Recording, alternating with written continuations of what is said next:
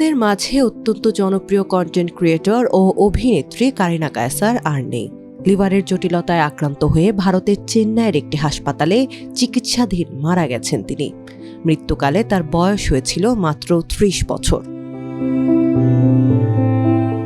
তার মৃত্যুর খবর নিশ্চিত করেছেন কারিনার বাবা কায়সার হামিদ।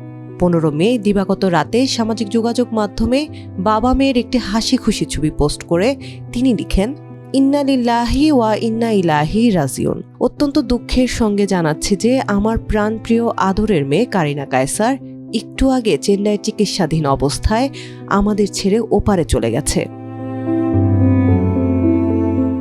জাতীয় ফুটবল দলের সাবেক তারকা এই খেলোয়াড় স্ট্যাটাসে আরও লেখেন, আমার মেয়ের কোনো ভুল ত্রুটি হয়ে থাকলে কিংবা কাউকে কষ্ট দিয়ে থাকলে আপনারা তাকে ক্ষমা করে দেবেন। যারা এই দুঃসময়ে আমাদের পাশে ছিলেন, দোয়া করেছেন, সহযোগিতা করেছেন, তাদের প্রতি কৃতজ্ঞতা প্রকাশ করছি। দোয়া করবেন সবাই, আল্লাহ তাকে বেহেশত নসিব করুক।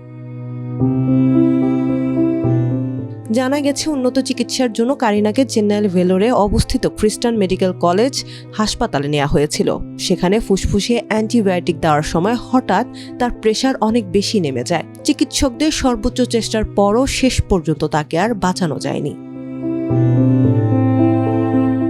পরিবারের পক্ষ থেকে জানানো হয়, শুরুতে সাধারণ জ্বরে আক্রান্ত হয়েছিল কারিনা।